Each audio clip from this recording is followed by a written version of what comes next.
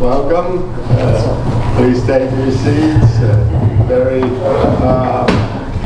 warm welcome to Harvey Fisher.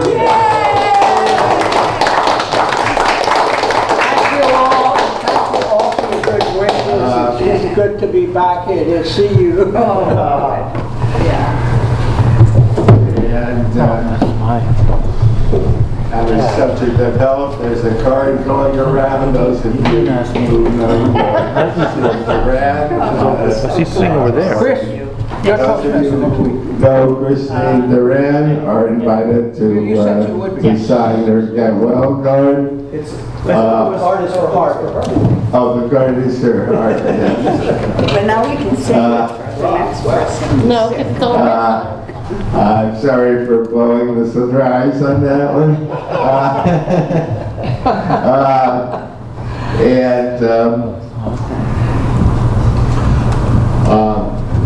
I want to remind everyone to please silence your cell phones for the duration of the meeting. We have a first-time guest. So here, Yana Malawa. How would you pronounce it? You did a good job. Say Sudhir Anamadala. Okay, thank you. And how is it that you found out about us? What are you hoping to get out of Toastmasters?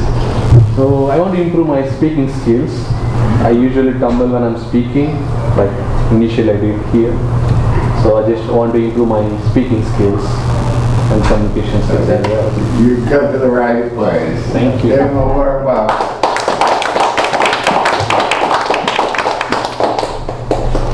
And without further ado, let me introduce our Toastmaster for today, the Honorable Pete Fordham.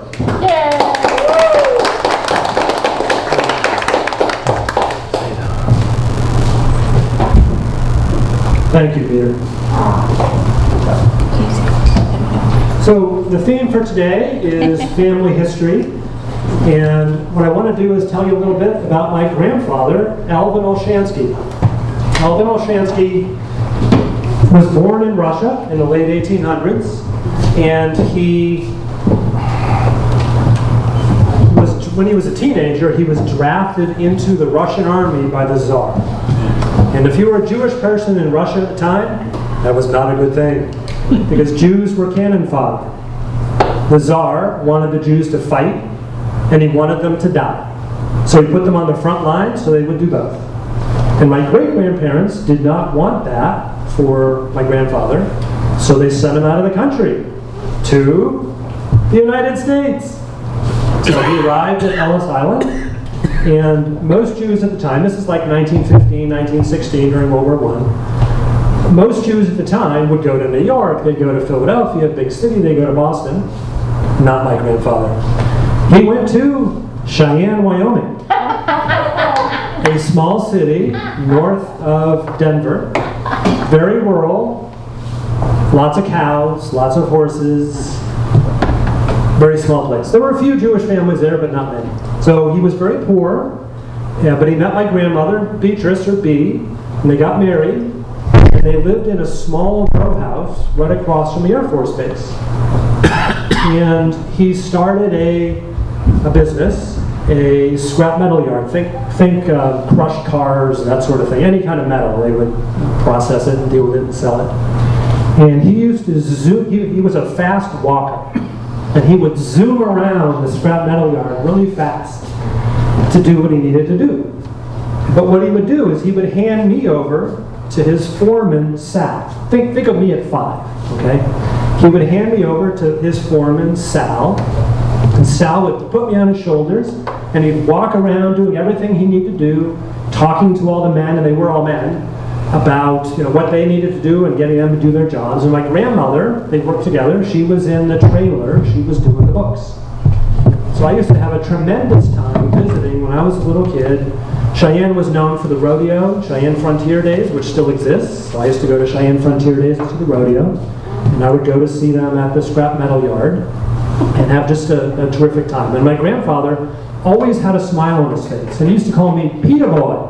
I was Peter Boy from the time I was 2 until he wasn't here anymore. But I was always Peter Boy, and I loved being Peter Boy.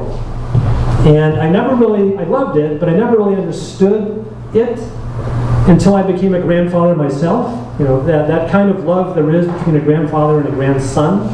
Because now I'm a grandfather and I get it. But I always loved that. It was that kind of special love between a grandfather and a grandson. And I always loved seeing it. Now my mother and her brother were the first family members to go to college. My mother got a scholarship to go to Northwestern in Chicago. And during her freshman year, she needed some spending money, so she got a job. And when Northwestern learned my mother had a job, they took her scholarship away. They said, you can't come here anymore because you make too much money. She made just a small amount of money. They said, you can afford to come here, you don't need a scholarship anymore. But she was poor. So they took her scholarship away, and she transferred to the University of Illinois, where she met my father, and they got married, and the rest is my family history.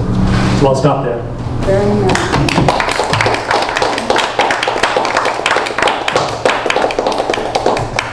So with that said, let me turn it over to Leslie, who is the timer for today. Actually, I'm not Leslie, but Yeah, no, I am.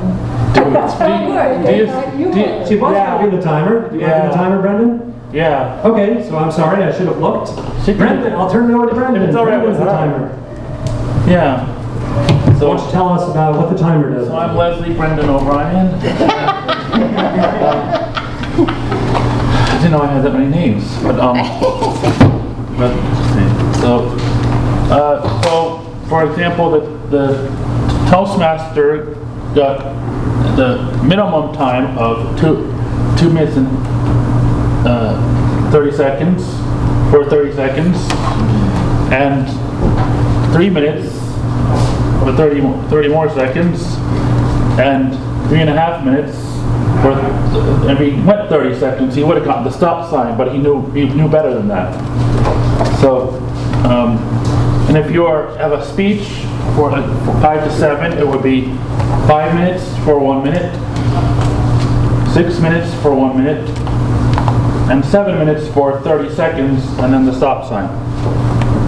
You've been warned. Very good. Thank you. Thank you, Brendan. So, I will now turn it over to Rob Kanzer for the President's message.